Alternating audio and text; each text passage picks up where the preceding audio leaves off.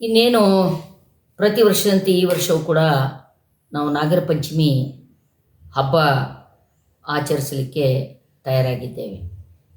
ಈ ನಾಗರ ಪಂಚಮಿ ಎನ್ನುವ ಹಬ್ಬದ ಸುತ್ತ ಹುಟ್ಟಿಕೊಂಡಿರುವ ಮತ್ತು ತಲಾಂತರಗಳಿಂದ ನಡೆದುಕೊಂಡು ಬಂದಿರತಕ್ಕಂಥ ಮೌಢ್ಯ ಮತ್ತು ಕಂದಾಚಾರಗಳನ್ನು ಕುರಿತು ವಚನಕಾರರು ಅಂದೇ ಒಂದು ವಚನವನ್ನು ಬರೀತಾರೆ ಮತ್ತು ಜನರ ಅಜ್ಞಾನದಲ್ಲಿಟ್ಟಿರುವ ವ್ಯವಸ್ಥೆಯನ್ನು ಕುರಿತು ಆಲೋಚನೆಯನ್ನು ಹರಿಸ್ತಾರೆ. ಬಸವಣ್ಣವರ ವಚನ ನಾಗರ ಪಂಚಮಿಯ ಸಂದರ್ಭದಲ್ಲಿ ನಾವು ಆಚರಿಸುವ ಮೌಢ್ಯವನ್ನು ಕುರಿತಂತೆ ಅವರು ಏನು ಹೇಳ್ತಾರೆ ಅಂದರೆ, ಕಲ್ಲು ನಾಗರ ಕಂಡರೆ ಹಾಲ ನೆರೆ ಎಂಬುವರಯ್ಯ, ದಿಟದ ನಾಗರ ಕಂಡರೆ ಕೊಲ್ಲೆಂಬರಯ್ಯ, ಉಂಬ ಜಂಗಮ ಬಂದಡೆ ನಡೆ ಎಂಬರಯ್ಯ, ಉಣ್ಣದ ಲಿಂಗಕ್ಕೆ ಬೋನವ ಹಿಡಿ ಎಂಬರಯ್ಯ, ನಮ್ಮ ಕೂಡಲ ಸಂಗನ ಶರಣರ ಕಂಡು ಉದಾಸೀನವ ಮಾಡಿದಡೆ ಕಲ್ಲು ತಾಗಿದ ಮಿಟ್ಟೆಯಂತಪ್ಪರಯ್ಯ. ಅಂದರೆ ಇಲ್ಲಿ ಏನು ಹೇಳ್ತಾ ಇದ್ದಾರೆ ಅವರು ಅಂದರೆ, ಸಾಮಾನ್ಯವಾಗಿ ನಾಗರ ಪಂಚಮಿ ಬಂತು ಅಂದರೆ ಕರ್ನಾಟಕದ ಎಲ್ಲ ಭಾಗಗಳು ಒಳಗೊಂಡಂತೆ ವಿಶೇಷವಾಗಿ ಉತ್ತರ ಕರ್ನಾಟಕದಲ್ಲಿ ಒಂದು ಆಚರಣೆ ಇದೆ. ಅವತ್ತಿನ ದಿವಸ ನಾಗರ ಹಾವಿನ ಸ್ವರೂಪದಲ್ಲಿ ಮಾಡಿದ ಕಲ್ಲುಗಳಿಗೆ ಹೋಗಿ ಹಾಲನ್ನು ಎರೆದು ಬರ್ತಾರೆ, ಪೂಜೆ ಮಾಡಿ ಬರ್ತಾರೆ, ನೈವೇದ್ಯ ಅರ್ಪಿಸ್ತಾರೆ ಮತ್ತು ಆ ಕಲ್ಲಿನ ಪ್ರತಿಮೆಗೆ ಹತ್ತಿಯಿಂದ ತಯಾರಿಸಿರ್ತಕ್ಕಂಥ ಮಾಲೆಗಳನ್ನು ಮಾಡಿ ಹಾಕ್ತಾರೆ ಮತ್ತು ದಾರದಿಂದ ಮಾಡಿದ ಮಾಲೆಗಳನ್ನು ಆ ಕಲ್ಲಿನ ಮೇಲೆ ಹಾಕಿ ಪೂಜೆ ಮಾಡಿ ಅದನ್ನು ತಮ್ಮ ಕೊರಳಲ್ಲಿ ಹಾಕ್ಕೊಂಡು ಬರ್ತಕ್ಕಂಥದ್ದಿದೆ. 2 ದಿವಸ ಉತ್ತರ ಕರ್ನಾಟಕದಲ್ಲಿ 2 ದಿವಸ ನಾಗರ ಪಂಚಮಿ ಆಚರಿಸ್ತಾರೆ.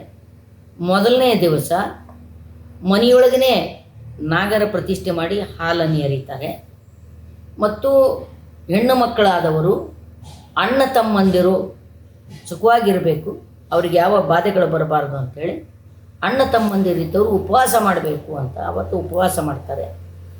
ಮರುದಿವಸ ಸಾರ್ವಜನಿಕ ಅಂದರೆ ದೇವಸ್ಥಾನಗಳಲ್ಲಿ ಗುಡಿಗುಂಡಾರಗಳಲ್ಲಿ ಎಲ್ಲ ದೇವಸ್ಥಾನಗಳಲ್ಲಿ ಗುಡಿಗುಂಡಾರಗಳಲ್ಲಿ ಹಿಂದೂ ದೇವಾಲಯಗಳಲ್ಲಿ ಸಾಮಾನ್ಯವಾಗಿ ನೀವು ನಾಗರ ಪ್ರತಿಮೆಯನ್ನು ನೋಡ್ತೀರಿ, ನಾಗರ ಕಲ್ಲನ್ನು ನೋಡ್ತೀರಿ. ಆ ಕಲ್ಲಿಗೆ ಹೋಗಿ ಹಾಲು ಎರೆದು ಬರ್ತಕ್ಕಂಥದ್ದು ನಮ್ಮಲ್ಲಿ ಕಂಡು ಬರ್ತದೆ. ಎಷ್ಟು ಹಾಲು ಎರೀತಾರೆ ಅಂದರೆ ಒಂದು ಅಂದಾಜಿನ ಪ್ರಕಾರ 1000 ಲೀಟ್ರ್ ಹಾಲನ್ನು ಕಲ್ಲಿನ ಮೇಲೆ ಸುರಿತಾರೆ ಜನ. ಅವತ್ತು ಎಲ್ಲರೂ ಸ್ವಲ್ಪ ಅಂದರೆ ಎಷ್ಟೋ ಸರ್ತಿ ಹುತ್ತಿಗೆ ಹೋಗ್ತಾರೆ. ಕಲ್ಲಿನ ಪ್ರತಿಮೆಗಳು ಸಿಗಲಿಲ್ಲ, ದೇವಸ್ಥಾನಗಳು ಸಿಗಲಿಲ್ಲ ಅಂದರೆ ಹುತ್ತು ಹೋಗ್ತಾರೆ. ಆ ಹುತ್ತಿನ ಮೇಲೆ ಹಾಲು ಸುರಿದು ಬರ್ತಾರೆ. ಆ ನೈವೇದ್ಯ ಅಂದರೆ ಅನ್ನ, ಹೋಳಿಗೆ ಏನೇನಿರ್ತದೆ ಅದನ್ನ ಇಟ್ಟು ಚೆಲ್ಲಿ ಬರ್ತಾರೆ. ಇಂಥ ಮೂರ್ಖತನ ಅದೆಂಥ ಪೊಳ್ಳು ಮತ್ತು ಅದೆಂಥ ಅರ್ಥಹೀನವಾದ ಆಚರಣೆ ಅನ್ನೋದನ್ನು ವಚನಕಾರರು ಭಾಳ ಸ್ಪಷ್ಟವಾಗಿ ಹೇಳ್ತಾರೆ. ಈ ನಾಗಪೂಜೆ ಹಿಂದೆ ಭಾಳ ದೊಡ್ಡ ಪರಂಪರೆ ಇದೆ, ಅದು ಬೇರೆ. ನಾವೆಲ್ಲ ನಾಗವಾಸಿಗಳು, ನಾವೆಲ್ಲ ನಾಗ ಸಂತಾನರು ಅನ್ನುವಂಥ ಅದಕ್ಕೊಂದು ಚಾರಿತ್ರಿಕ ನಡೆ ಇದೆ. ಆ ವಿವರಗಳಿಗೆ ನಾನು ಹೋಗೋದಿಲ್ಲ.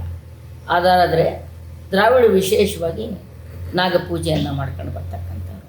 ಸೊ ಆ ಕಾರಣಕ್ಕಾಗಿಯೇ ಈ ನಾಗಪುರ ಅನ್ನೋದು ನಾಗವಾಸಿಗಳು ಅಂದರೆ ನಾಗವಂಶಜರು, ನಾಗ ಪರಂಪರೆಯ ಜನರು ಅನ್ನುವಂಥ ಒಂದು ಐತಿಹಾಸಿಕ ಮತ್ತು ಅನೇಕ ಪೌರಾಣಿಕ ಪುರಾವೆಗಳು ಕೂಡ ಅದರ ಸುತ್ತ ಹೆಣೆಯಲಿವೆ. ಅದು ಇಲ್ಲಿ ಅವಶ್ಯಕತೆ ಇಲ್ಲ. ಈಗ ನಮಗೆ ಮುಖ್ಯವಾಗಿ ಬೇಕಾಗಿತ್ತು ಈ ನಾಗರ ಪಂಚಮಿ ಎನ್ನುವ ಹೆಸರಿನಿಂದ ನಾಗರ ಹಾವಿನ ಮೂರ್ತಿ ಮೇಲೆ ಎರಿತಕ್ಕಂಥದ್ದು ನೋಡಿ ಬಸವಣ್ಣ ವ್ಯಂಗ್ಯ ಮಾಡ್ತಾರೆ. ನೀವು ಕಲ್ಲಿನ ನಾಗರ ಮೂರ್ತಿ ಮೇಲೆ ಹಾಲು ಎರಿತೀರಿ, ಆ ಹಾಲು ಎರಿಯುವಾಗಲೇ ಪಕ್ಕದಲ್ಲಿನೇ ಒಂದು ಜೀವಂತ ನಾಗರ ಹಾವು ಬಂದರೆ ಸುಮ್ಮನೆ ಇರ್ತೀರಾ? ನೀ ಬಾ ಕೋಲ್ ತೊಂಡು ಬಡಿ ಅಂಥೇಳಿ ಕೊಲ್ಲಿ ಹಾಕ್ತೀವಿ. ಕೊಲ್ಲಬೇಕಾಗಿಲ್ಲ ಅದಕ್ಕೆ. ಹಾಗೆ ನೋಡಿದರೆ ಈ ಭಾಗದಲ್ಲಿ ನಾಗಪ್ಪ, ನಾಗಯ್ಯ ಸ್ವಾಮಿ, ನಾಗೇಶ ಅನ್ನುವ ಹೆಸರುಗಳು ಭಾಳಿವೆ. ನಮ್ಮಲ್ಲಿ ಆ ನಾಗರನ್ನು ಪೂಜಿಸುವ ಗೌರವ ಕೊಡುವಂಥ ಒಂದು ಪರಂಪರೆ ಇದೆ. ಅದಕ್ಕೆ ನಮ್ಮಲ್ಲಿ ಹಿರೋಡೆ ಅಂತಲೂ ಕರೀತಾರೆ. ಹಿರಿಯ ಒಡೆಯ ಹಿರೋಡ್ಯ ಅಂದರೆ ರೈತರಿಗೆ ಹಾವು ಭಾಳ ಪ್ರಮುಖವಾಗಿರ್ತಕ್ಕಂಥ ಜಂತು. ಹೊಲಗದ್ದೆಗಳಲ್ಲಿ ಇಲಿಗಳ ಉಪಟಳ ಹೆಚ್ಚಾದರೆ ಹಾವುಗಳು ಇರಲೇಬೇಕು. ಹಾವುಗಳು ಇಲ್ಲದೆ ಹೋದರೆ ಇಲಿಗಳ ಸಂತಾನ ಹೆಚ್ಚಾಗಿ ಬಿತ್ತಿದ ಒಂದು ಕಾಳು ಕೂಡ ಮನೆಗೆ ತರದಂತೆ, ಒಂದು ಕಾಳು ಕೂಡ ಬೆಳೀಲಿಕ್ಕೆ ಬಿಡದಂತೆ ಇಲಿಗಳ ಹಾವಳಿ ಇರ್ತದೆ. ಹೀಗಾಗಿ ಹಾವನ್ನು ರೈತ ಸ್ನೇಹಿ, ಹೌದಲ್ಲ, ರೈತರ ಬಂಧು ಅನ್ನುವ ರೀತಿಯಲ್ಲಿ ಕೂಡ ನೋಡ್ತಕ್ಕಂಥದ್ದಿದೆ. ಆ ಹಾವನ್ನು ನಾವು ಅದನ್ನು ಕೊಲ್ಲಬಾರ್ದು, ಅದನ್ನು ಗೌರವಿಸಬೇಕು, ಅದ್ರ ಪಾಡಿಗೆ ಅದನ್ನು ಬಿಡಬೇಕು ಅನ್ನುವಂಥದ್ದು. ಹಾವಿನ ಹಲ್ಲಿನಲ್ಲಿ ವಿಷ ಇದೆ ಒಪ್ಪೋಣ, ನಾಗರಹಾವು, ಸ್ಪೆಷಲಿ ನಾಗರಹಾವು ಕ್ಲೋಬರ ಅಂತ ಹೇಳಿ ಹಲ್ಲಿನಲ್ಲಿ ವಿಷ ಇದೆ. ಆದರೆ ಯಾವುದೇ ಹಾವು ನಿನ್ನನ್ನು ಹುಡುಕ್ತಾ ಬಂದು ನೀನು ಮನುಷ್ಯ ಇದೆಯಾ ನಿನ್ನ ಕಚ್ಚಬೇಕು ಅಂತ ಕಚ್ಚೋದಿಲ್ಲ. ಯಾವುದೇ ಹಾವಿಗೆ ನೀವು ಅದಕ್ಕೇನಾದರೂ ಡಿಸ್ಟರ್ಬ್ ಮಾಡಿದ್ರೆ, ಅದಕ್ಕೇನಾದರೂ ಪೆಟ್ಟು ಮಾಡಿದ್ರೆ, ಅರಿವಿರಲಾರ್ದೆ ಅದರ ಮೇಲೆ ಕಾಲಿಟ್ಟರೆ, ಅದನ್ನು ಕೋಲು ತೊಗೊಂಡು ಹೊಡ್ಲಿಕ್ಕೆ ನಿಂತರೆ, ಅದನ್ನು ಕೈಯಲ್ಲಿ ಹಿಡಿಲಿಕ್ಕೆ ನಿಂತರೆ, ಅಕಸ್ಮಾತ್ ನಿಮ್ಮ ಮೈ ಮೇಲೆ ಅದು ಬಿದ್ದರೆ ಆ ಹಾವು ಕೂಡ ಮನುಷ್ಯನಷ್ಟೇ ಭಯ ಬೀಳ್ತದೆ, ಅದು ಕಚ್ಚುತ್ತದೆ. ಆವಾಗ ಮನುಷ್ಯ ಸತ್ತು ಹೋಗುವಂಥ ಸಂಭವಗಳು ಇವೆ. ಇದನ್ನು ಬಿಟ್ಟು ತನ್ನ ಪಾಡಿಗೆ ತಾನು ಹಾವು ನಿಮ್ಮ ಪಕ್ಕದಲ್ಲೇ ಹಾದೋದ್ರೂ ಏನು ತೊಂದರೆ ಮಾಡೋಂಗಿಲ್ಲ. ಭಾಳ ಸರ್ತಿ ನಾವು ಹಾವಿಗೆ ಅನಾವಶ್ಯಕವಾಗಿ ಹೆದರಿ ಅದನ್ನು ಬಡಿದು ಕೊಲ್ಲು ಅದರ ಸಂತತಿಯನ್ನು ನಾಶ ಮಾಡಿ, ಅದರ ಸಂತತಿಯನ್ನು ನಾಶ ಮಾಡಿದರೆ ಅದು ಒಕ್ಕಲತನಕ್ಕೆ ಭಾಳ ದೊಡ್ಡ ಹಾನಿಕಾರಕ. ಸೊ ಅದರ ಸಂತತಿಯನ್ನು ಉಳಿಸ್ಬೇಕು ಅನ್ನೋ, ಆ ಹಾವಿನ ಸಂತತಿಯನ್ನು ಉಳಿಸ್ಬೇಕು ಅನ್ನೋದು ಒಕ್ಕಲಿಗರು ಆ ಹಾವನ್ನು ಪೂಜೆ ಮಾಡುವಂಥ ಒಂದು ಪರಂಪರೆಯನ್ನು ಹಾಕ್ಕೊಂಡ್ರು. ಅದರ ಅರ್ಥ ಹಾವನ್ನು ರಕ್ಷಣೆ ಮಾಡಬೇಕು ಅಂತ ಅದ್ರ ಹಿಂದೆ ಇರತಕ್ಕಂಥದ್ದು. ಯಾವುದೇ ಹಾವನ್ನು ನೀವು ಕೊಲ್ಲಬೇಕಾಗಿಲ್ಲ, ಅದು ನಿಮಗೆ ಹಾನಿಕಾರಕ ಅಲ್ಲ. ಅಂಟಿಲ್ ಆ್ಯಂಡ್ ಅನ್ಲೆಸ್, ಎಲ್ಲಿವರೆಗೆ ನೀವು ಅದನ್ನು ಡಿಸ್ಟರ್ಬ್ ಮಾಡೋದಿಲ್ವೋ, ಅದನ್ನು ತಾಕುವುದಿಲ್ವೋ, ಅಥವಾ ಅಕಸ್ಮಾತ್ ಅದು ನಿಮ್ಮ ಹತ್ರ ಬಂದು ಬೀಳೋದಿಲ್ವೋ, ಅಲ್ಲಿವರೆಗೆ ಅದು ನಿಮಗೆ ಯಾವ ಹಾನಿಯನ್ನು ಮಾಡೋದಿಲ್ಲ.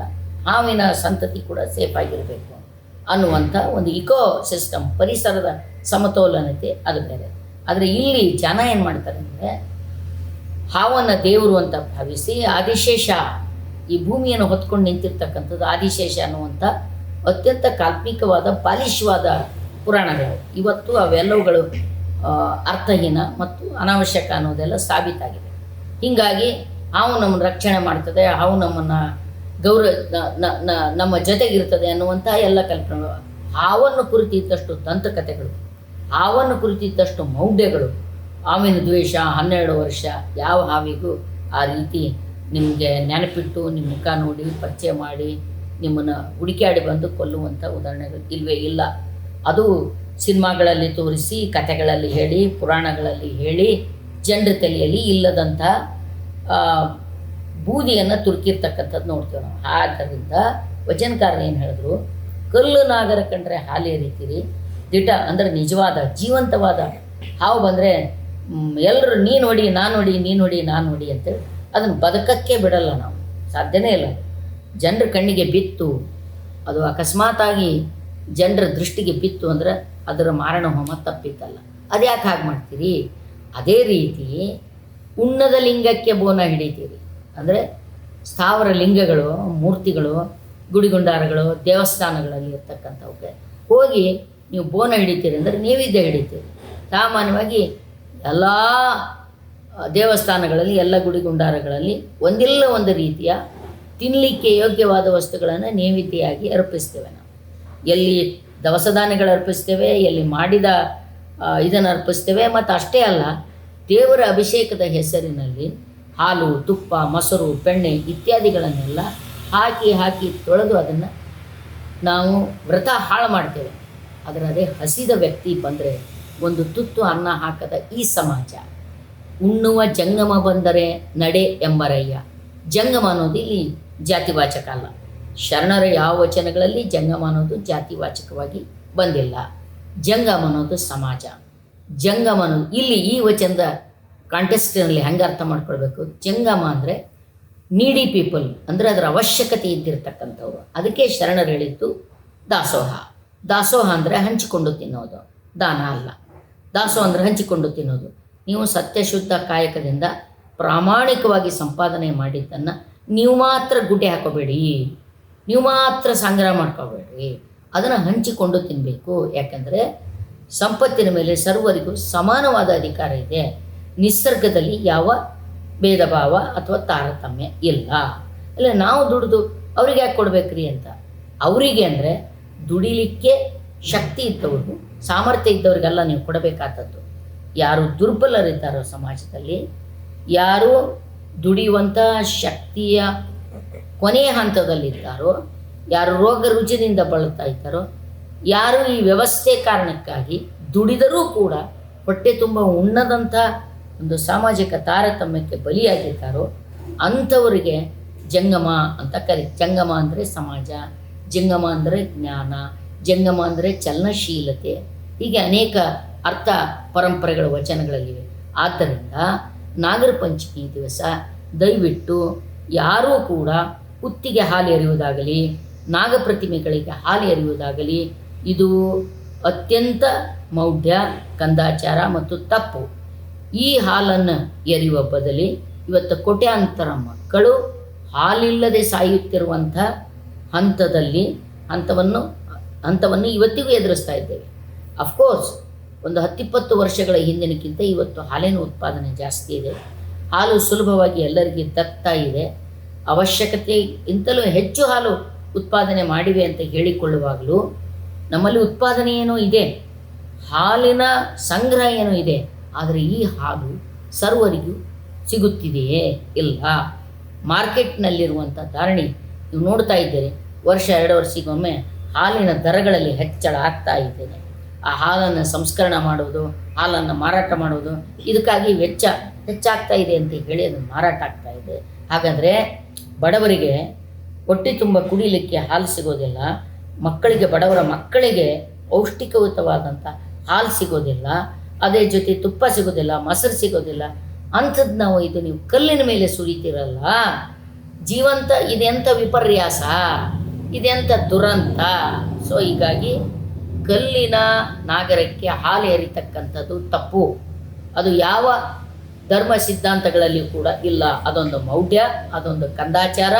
ಹಾಲನ್ನು ಎರಿಬೇಡಿ ಮತ್ತು ದಿಟದ ನಾಗರವನ್ನು ಕೊಲ್ಲಬೇಡಿ.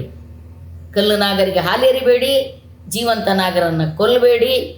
ಉಣ್ಣಲಾರದ ಪ್ರತಿಮೆಗಳಿಗೆ ನೀವು ಹೋಗಿ ನೈವೇದ್ಯವನ್ನು ಹಿಡಿದು ಆ ನೈವೇದ್ಯದ ಹೆಸರಿನಲ್ಲಿ ಹೊಲಸಿನಲ್ಲಿ ಹಾದಿ ಬೀದಿಯಲ್ಲಿ ಆಹಾರ ಪದಾರ್ಥಗಳನ್ನು ಚೆಲ್ಲಿ ಹಾಳು ಮಾಡಬೇಡಿ. ನ್ಯಾಷನಲ್ ವೇಸ್ಟ್ ಮಾಡಬಾರ್ದು. ತಿನ್ನುವ ಆಹಾರವನ್ನು ಹಾಳು ಮಾಡ್ತಕ್ಕಂಥದ್ದು, ಪೋಲ್ ಮಾಡ್ತಕ್ಕಂಥದ್ದು ಅಪರಾಧ. ಅದನ್ನು ಪೋಲ್ ಮಾಡಬೇಡಿ. ಯಾಕಂತ ಕೇಳಿದರೆ ನೀವು ಉದಾಸೀನ ಕೂಡಲ ಸಂಗನ ಶರಣರ ಕಂಡು ಉದಾಸೀನವ ಮಾಡಿದಡೆ ಕಲ್ಲು ತಾಗಿದೆ ಅಂದರೆ ಶರಣರು ಈ ಮಾತನ್ನು ಹೇಳ್ತಕ್ಕಂಥವ್ರು, ಜ್ಞಾನ ಇರ್ತಕ್ಕಂಥವ್ರು, ತಿಳುವಳಿಕೆ ಇರ್ತಕ್ಕಂಥವ್ರು. ನಾನು ಈ ಮಾತನ್ನು ಹೇಳ್ತಾ ಇದ್ದೇನೆ. ಇವ್ರು ಹಿಂಗೆ ಹೇಳಿಬಿಡ್ತಾರೆ ಬಿಡು, ಇವ್ರದ್ದೇನು ಅಂಥೇಳಿ ನೀವು ಅಸಡ್ಡೆ ಮಾಡಿದ್ರಂದ್ರೆ, ಅಲಕ್ಷ್ಯ ಮಾಡಿದ್ರಂದ್ರೆ, ನೀವು ಮಣ್ಣಿನ ಹೆಂಟೆ ಇರ್ತಲ್ಲ, ಮಣ್ಣಿನ ಹೆಂಟೆ ಒಯ್ದು ಕಲ್ಲಿಗೆ ಜೋರಾಗಿ ಬೀಸಿದ್ರೆ ಕಲ್ಲಿಗೆ ಏನಾಗೋದಿಲ್ಲ, ಹೆಂಟೆ ಒಡೆದು ಪುಡಿ ಪುಡಿ ಆಗ್ತದೆ. ಹಾಗೆ ನೀವು ಒಬ್ಬ ತಿಳುವಳಿಕೆ ಇದ್ದ ಅರಿವಿದ್ದಂಥ ವ್ಯಕ್ತಿಯ ಮಾತು ಕೇಳಲಿಲ್ಲ ಅಂದರೆ ಇಂಥ ಮೌಢ್ಯ ಮತ್ತು ಕಂದಾಚಾರದಲ್ಲಿ ಬಿದ್ದು ನೀವು ಹಾಳಾಗ್ತೀರಿ ಹೊರತು ಅದನ್ನು ಹೇಳಿರ್ತಕ್ಕಂಥವರಿಗೆ ಅದರಿಂದ ಯಾವ ಹಾನಿ ಆಗೋದಿಲ್ಲ. ಆದ ಕಾರಣ ನಾಗರ ಪಂಚಮಿಯ ದಿವಸ ಯಾರೂ ಕೂಡ ಹಾಲನ್ನು ಪೋಲ್ ಮಾಡಬಾರ್ದು. ಅದೇ ಹಾಲನ್ನು ಒಯ್ದು ಅನಾಥಾಶ್ರಮಗಳಿಗೋ ವೃದ್ಧಾಶ್ರಮಗಳಿಗೋ ಅವಶ್ಯಕತೆ ಇದ್ದವರಿಗೋ ಹಾಲನ್ನು ಕೊಡಿ. ಇಲ್ಲ ಯಾರಿಗೂ ಅವಶ್ಯಕತೆ ಇಲ್ಲ ಅಂದರೆ ಹಾಲಿನ ಹೆಸರಿನಲ್ಲಿ ಪೋಲು ಮಾಡುವ ಹಣವನ್ನು ಉಳಿಸಿ ಓದುವ ಮಕ್ಕಳಿಗೆ ಪುಸ್ತಕ ಕೊಡಿ, ಪೆನ್ಸಿಲ್ ಕೊಡಿ, ಪೆನ್ ಕೊಡಿ, ಆದರೆ ವ್ರತ ಹಾಳು ಮಾಡಬೇಡಿ ಅನ್ನುವಂಥ ಮಾತನ್ನು ಹತ್ರ 900 ವರ್ಷಗಳ ಹಿಂದೆ ಬಸವಾದಿ ಶರಣರು ಸ್ಪಷ್ಟಪಡಿಸ್ತಾರೆ. ಕಾರಣ ಆ ಕಾಲಕ್ಕೂ ಈ ಮೌಢ್ಯ ಇತ್ತು, ಈ ಕಂದಾಚಾರ ಇತ್ತು. ಮೌಢ್ಯ ಮತ್ತು ಕಂದಾಚಾರಗಳು ಇಷ್ಟು ಲಕ್ಷ ವರ್ಷ ಸಾಕ್ಕೊಂಡು ಬರ್ತಾ ಇವೆ ಅನ್ನೋದನ್ನು ನಾವು ನೋಡ್ತಾ ಇದ್ದೀವಿ. ಹೀಗಾಗಿ ಇವತ್ತು ಮತ್ತೆ ಮೌಢ್ಯ ಮತ್ತು ಕಂದಾಚಾರ ಹೆಚ್ಚಾಗುತ್ತಿರುವಂಥ, ಅದನ್ನು ಮಾರ್ಕೆಟಿಂಗ್ ಮಾಡುತ್ತಿರುವಂಥ ಸನ್ನಿವೇಶದಲ್ಲಿ ನಾವಿದ್ದೇವೆ.